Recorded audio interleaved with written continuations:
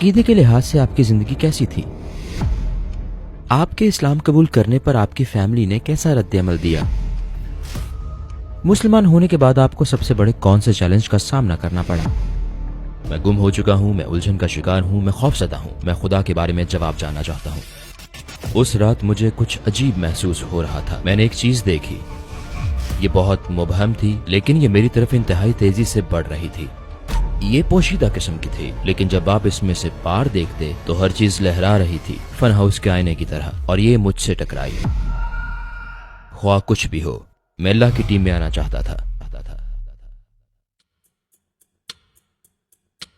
السلام علیکم بھائی کلیون، ہماری دعوت قبول کرنے کا شکریہ۔ میں اس بات سے شروع کرنا چاہتا ہوں کہ محمد کلیون کون ہے؟ بسم اللہ الرحمن الرحیم، اللہ کے نام سے شروع جو تمام مخلوقات پر انتہائی رحم فرمانے والا ہے اور ایمان والوں پر بالخصوص رحم فرمانے والا ہے۔ اللہم صلی علی محمد وعلی آل محمد۔ میرا نام کلیون کیتھکارٹ ہے۔ میں کیلیفورنیا میں پیدا ہوا اور پلا بڑھا، کرسچن اسکول گیا اور میں بنیادی طور پر بے دین جیسا تھا 2010 تک۔ تب مجھے پتا چلا کہ خدا حقیقت میں موجود ہے۔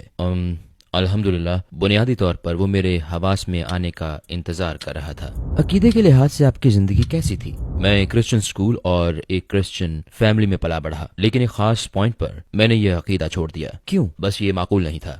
میرے اندازے کے مطابق خدا کو جیسا ہونا چاہیے تھا، ٹرینٹی میں مجھے وہ نظر نہیں آ رہا تھا۔ جیسے ہم کہتے ہیں خدا ایک ہے، اس میں تین ہے، یہ کچھ الجھن کا باعث تھا۔ ہم ایک انسان کو خدا بنا رہے تھے۔ خدا کے بارے میں اس وقت اور اب بھی میرا تصور یہ ہے کہ وہ بہت طاقتور ہے، وہ پوری کائنات بنا سکتا ہے۔ میں مکمل طور پر کیسے بیان کر سکتا ہوں کہ وہ کیسا ہے؟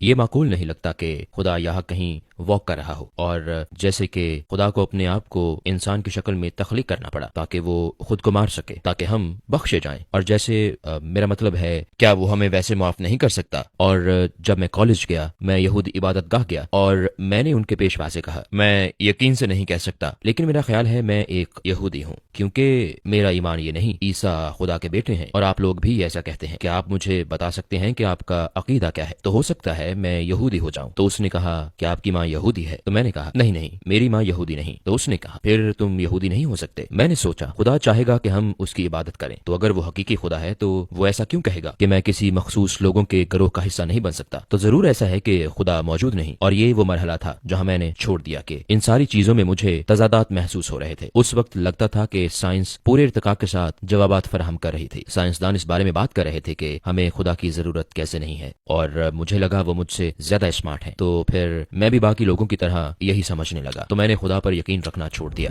خدا کی موجودگی کے بارے میں آپ کی رائے کیسے تبدیل ہوئی؟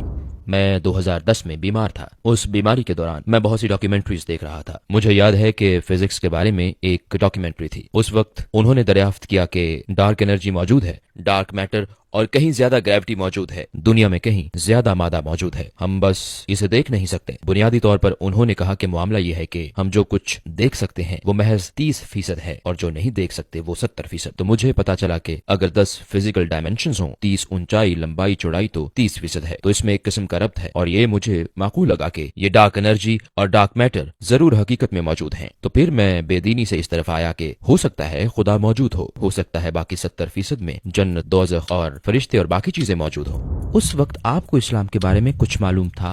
شاید اس کے فوراً بعد، لگ بھگ اس وقت میں نے پہلا قرآن لیا۔ ٹیلی ویژن پر ایک اشتہار آیا تھا، اگر آپ کو فری قرآن چاہیے تو ہمیں کال کریں، ہم اسے بذریعہ ڈاک بھیج دیں گے۔ مجھے قرآن ملا، میں نے اسے کھولا اور میں نے حضرت عیسیٰ اور موسیٰ علیہ السلام اور بائبل میں موجود یہ سارے پیغمبروں کے نام دیکھے، اور جیسا کہ میں بائبل پر یقین نہیں کرتا تھا، میں نے سوچا میں قرآن پر یقین کیسے کر سکتا ہوں، ہے نا؟ میرا مطلب ہے یہ بنیادی طور پر ایک ہی چیز ہے، تو میں نے اسے نہیں پڑھا، میں نے بس یہ نام وہاں دیکھے اور کہا بس ٹھیک ہے، مجھے اور کچھ نہیں جاننا، اور اسے ایک طرف رکھ دیا۔ مجھے اسلام کے بارے میں کچھ پتا نہیں تھا سوائے اس کے کہ وہ حضرت موسیٰ اور عیسیٰ علیہ السلام کو اور پیغمبر محمد صلی اللہ علیہ وسلم کو مانتے ہیں علیہ السلام۔ تو اسلام کی طرف آپ کا سفر اصل میں کیسے شروع ہوا؟